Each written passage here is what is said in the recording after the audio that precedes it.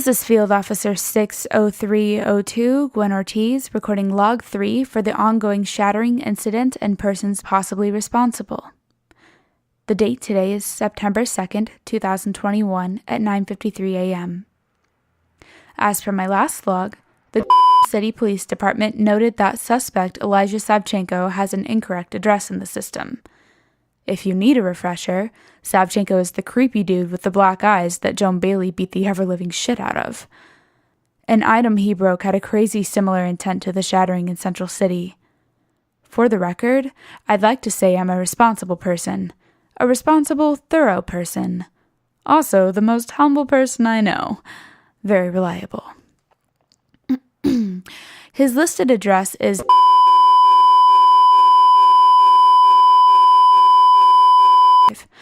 an interesting part of town, to say the least. Everyone is a hippie, druggy musician trying to find themselves within their abilities outside of their assigned roles. You know what I say? Suck it up and deal. Everyone in society is in the exact same boat. Nobody cares. It's safe to say you, listener in the government, keep as close an eye on them as you do on me. Anyway, so I drove to that side of town. Took me about 25 excruciating minutes because of traffic. I'm the type of person who likes to get anxiety-inducing things over and done with. Otherwise, my brain comes up with ridiculous scenarios. Example, take Elijah Savchenko's supposedly wrong address. So many things could go wrong. What if he actually lives there? Honestly, that would be ideal for the investigation, but that just brings to light the fact that, I'm a civilian with no weapons and only basic self-defense training. And this matters because what if he attacks me? Or what if it's true and the address is incorrect and a drug dealer lives there? I could go on and on about the possibilities, but at this point, I'm just rambling. So I walked up to this pathetic-looking apartment complex, all sad and gray and crumpled in on itself. The rickety elevator shook the whole journey up to the 4th floor, and by the time I knocked on unit, my hands were trembling and my palms were sweating. Side note, sounds like every first date I've ever been on. And guess who answered? Not to get your hopes up here, but it wasn't Elijah Savchenko. In terms of narrative coherence, that would really speed up these logs, wouldn't it? But no, a sweet old man opened the door. I asked if he knew Elijah Savchenko, and he said he didn't, but he's pretty worried about the fellow because the police have come around looking for him. And then he invited me in for cookies. I learned 3 things from this little excursion. 1, that Mr. and Mrs. Wu make some stellar cookies. I'm pretty sure people would fight wars over them. 2, that Elijah Savchenko doesn't live here, but that Mr. and Mrs. Wu only moved in 4 years ago, so maybe he may have lived here before then. And 3, I really haven't gotten much further than where I started. I left the Woos and sat staring at Joan's contact info. I just stared and stared and stared. When I finally pressed on her name, it went straight to voicemail. I wasn't necessarily surprised. Joan doesn't answer her calls anyway. Or texts. Or any sort of messages, really. So who would have thought after all those times she didn't answer, there would be continued silence from her end? Astounding, I know. I had better things to do than dial a number going straight to voicemail. Like, I could review my case notes and attempt to generate new leads. Maybe I could piece together something out of nothing. Looking at my notes, it dawned on me how unsubstantial everything was. A real detective wouldn't go anywhere with this shit. Flesh, escape, fractures, glass, origins. Joan Bailey. I was going to dig her out of her little rat hole, and she was going to tell me everything.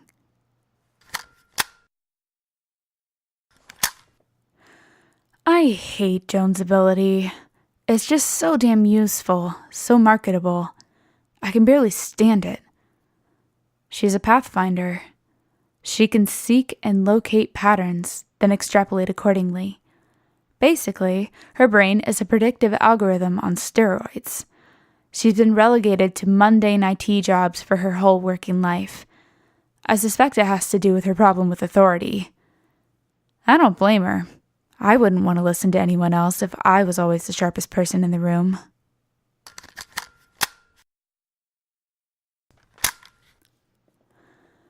Joan lives at far enough away where I can make excuses not to visit, but close enough where it's still pretty rude. White-collar families filled these houses to the brim. Easy enough drive without the layer of grime that comes from living in the city. I should have noticed something was off. The mail in the letterbox was bursting out. The mailman kept getting more and more creative with where he shoved the mail in. The letterbox was about to pop. I spent the next 5-ish minutes knocking on the door. A mixture between friendly, casual, and sociable, but no answer. For no reason other than impatience, I jiggled the door handle. It was unlocked. Even if we haven't talked in a while, I still consider her a friend. My only friend. Even if I don't really like her. Was it really so wrong of me to walk in? It's not breaking and entering, I swear. I hope I don't get written up for this. Even though it was the middle of the afternoon, the blinds were drawn shut. It gave the place a claustrophobic feel. The only light was coming in from the open front door. You bet your ass I kept it open. Just in case, I had my phone open to Detective Larson's number. I'd rather die of shame instead of, die. The smell of the place was off from the last time I was there. A sweet dampness clung to the walls, and I was afraid to turn on my phone light. I couldn't even tell when the last time the house was aired out was. This was alarming because the last time I checked, Joan had roommates. My steps treaded too loud on the thin carpet, but the hair on my arms tickled like I was being watched. As I moved closer to where I remembered Joan's bedroom was, the light from the open door shrunk smaller and smaller. I found her room. The weirdest thing, even weirder than the haunted house vibe I was getting, was when I got to her room. First off, the doorknob was hot. Maybe the afternoon sun shone in, but I still couldn't shake off the feeling of how wrong it was. I cracked open the door. No fanfare. No waiting. A candle flickered, illuminating the words painted in messy, blocky letters on the wall. The life of the world is my flesh. It sounded so damn familiar, but I didn't know why. A hand snaked out from behind me to slam the door shut, leaving me in darkness.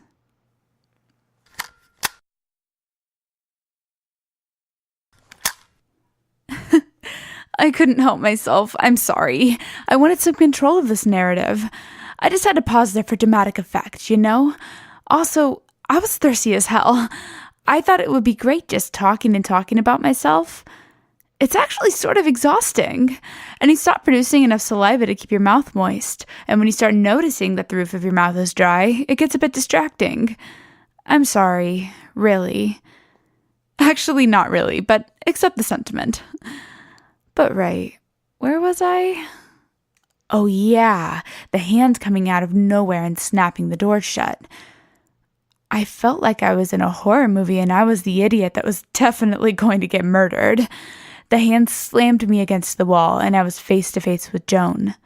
Her face was smeared with grime, something I couldn't understand. I'm sure I saw her yesterday, but it looked like she hadn't showered in days. She got right up in my face, and her dirty nose touched mine. She almost snarled when she said, "What are you doing here?" Fear was now a familiar thing sitting inside of me, but still, I laughed in her face. I told her, "Did you really not expect me to follow up? I called and called and called, but you still didn't answer." She shoved me against the wall, even though I was already pressed up against it. I don't know why, for emphasis, maybe?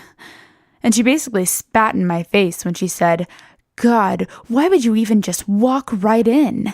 Don't you know what happens to girls who walk into abandoned houses?" It had the thrill of a threat, but none of the usual bite that comes from Joan. Also, who says that? What is she, some bad B-movie villain? It made me furious.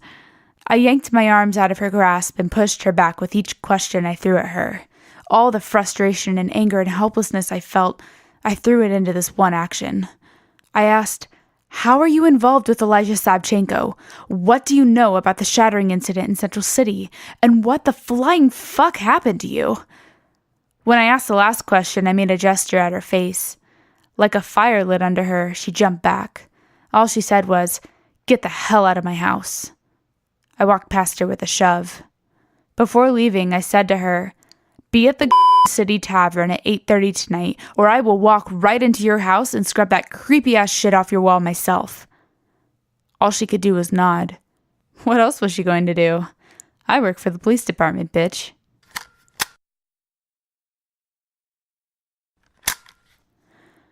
The life of the world is my flesh. You know why that sentence is creepily familiar? That, dear government listener, is because it is a quote from the Bible. You heard it from me first. That is John 6:51. In this context, it's culty. Beyond culty, really. Who writes weird Bible verses that take up a whole wall anyway? That's right, cultists. Or religious freaks. Maybe born-again virgins? I was under the impression that organized religion was a bygone thing, especially now. Especially now with, you guys encouraging secular thinking. Joan has never been terribly religious. Or religious in general. And with flesh being a recurring theme for our whole shattering incident, I'm inclined to think it's more than a coincidence. Could it just be a coincidence?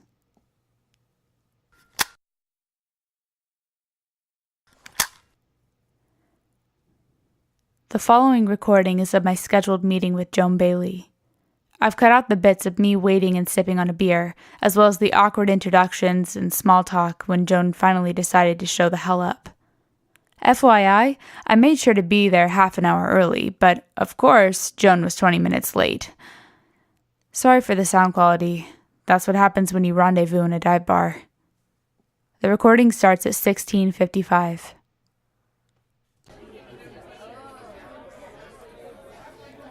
Let's get this over with so I can move on with my life. God, you're so melodramatic.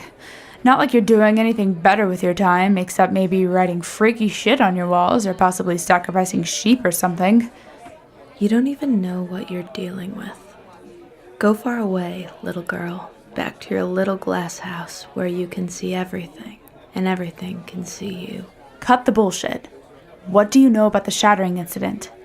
Besides what's been in every single magazine and TV broadcast, or beyond that? Summarize whatever you know.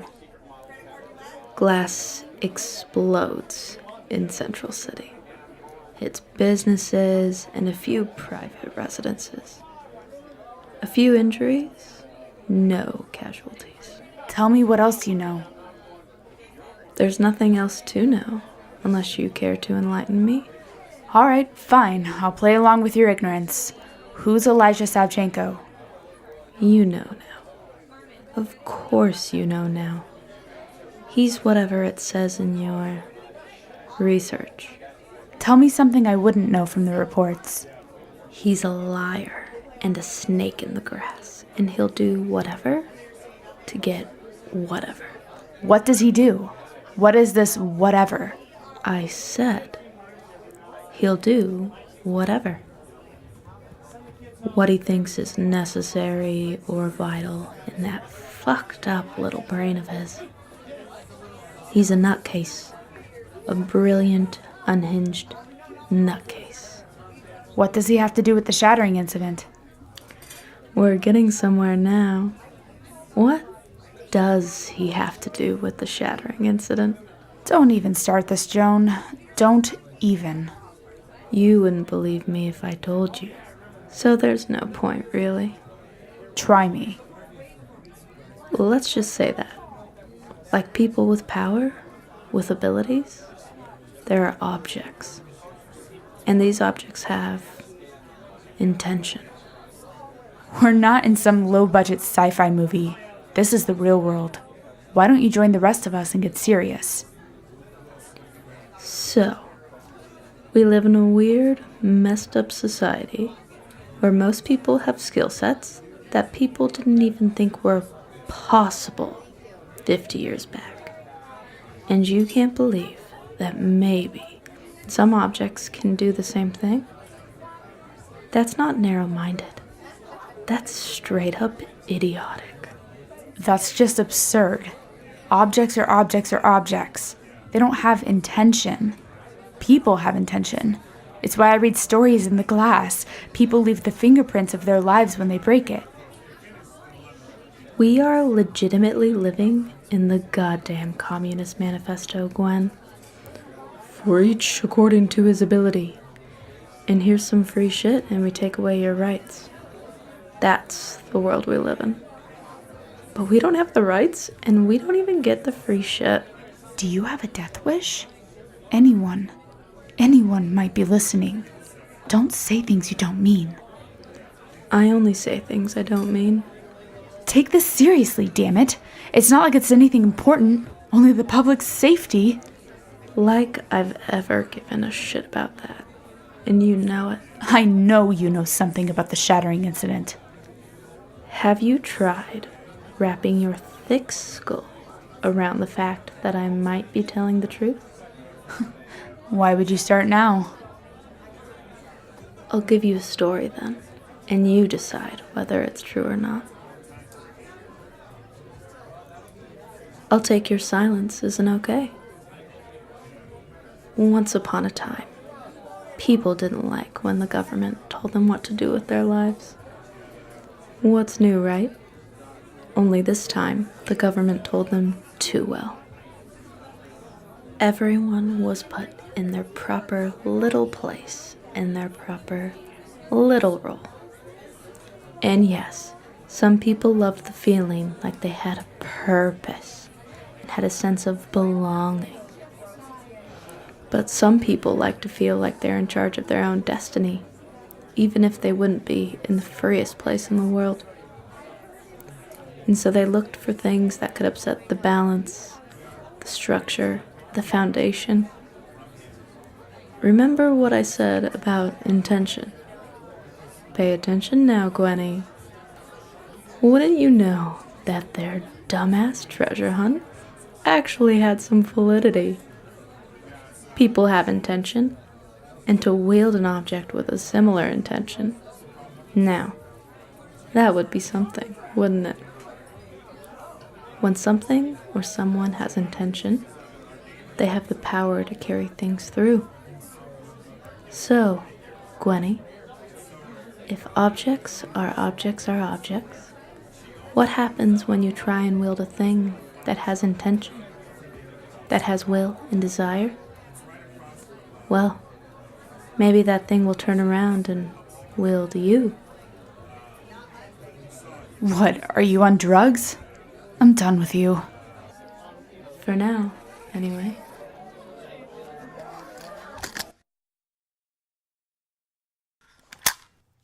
As of right now, I just finished following up on the tenants of Elijah Savchenko's supposed residence at...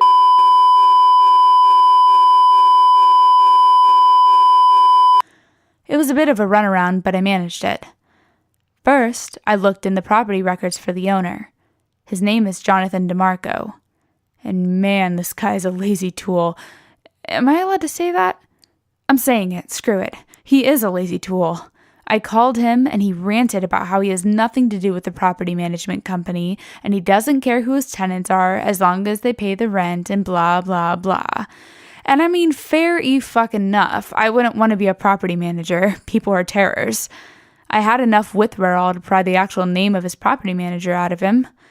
Her name is Janet Moore, and she was fine to deal with. I have nothing bad to say about her. I mean, a bit chatty, but I know that feeling too well. I bet you sympathize with dealing with chatterboxes because you have to listen to my memos. Har har. I was able to wrangle up the tenant list from the past decade from her. And, officially, you guessed it, ding, ding, ding, there's no Elijah Savchenko. And she has no clue who he is either. But that's fine. The list was very enlightening. You can give me pats on the back or a food voucher or alcohol later. First, I went through the list and searched for anyone who could be either a mother or father figure or a significant other or a deadbeat friend or... You get the picture, really. And then I pulled their files to see if they had any charges connected to Elijah Stavchenko at all. And by me pulling their files, I mean Officer Herrera did. To his credit, he didn't complain or look like I was bothering him at all. Good man. Anyway, lo and behold, we had a winner. Even Herrera had the decency to look proud of his information sorting skills. Here we are. Here's what we got. On the tenant list, there was someone who was charged with eerily similar crimes to Savchenko. Petty theft, sexual harassment, sexual assault, and a connection. They were in the same grade at City East High School. His name is Alfred Jeremy. Really unfortunate name. 2 first names, really. Talk about exhilarating, finding some info I could actually follow up on.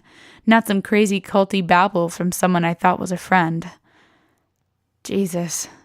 I don't even know what to do with that kind of horse shit.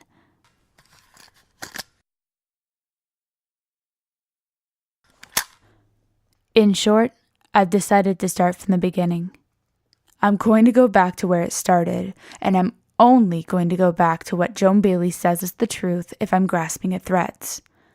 I'm going to look up Alfred Jeremy, and I'm going to wring him dry and collect every single drop of information I can. I'm going to ignore Joan Bailey. I will not go back to Joan Bailey, even if my gut says she's all tied up in it. Field Officer 60302, Gwen Ortiz, out.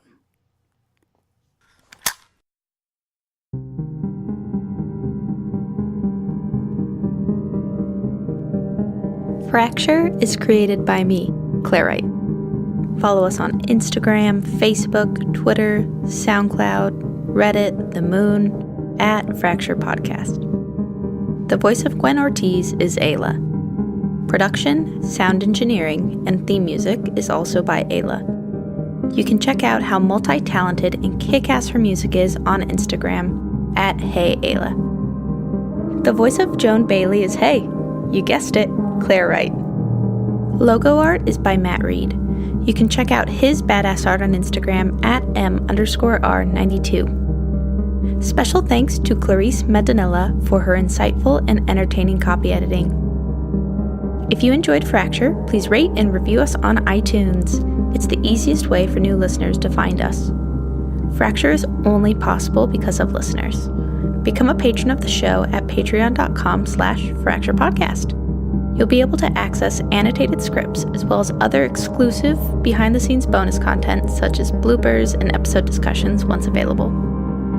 Also, how did you learn you were capable of that kind of violence?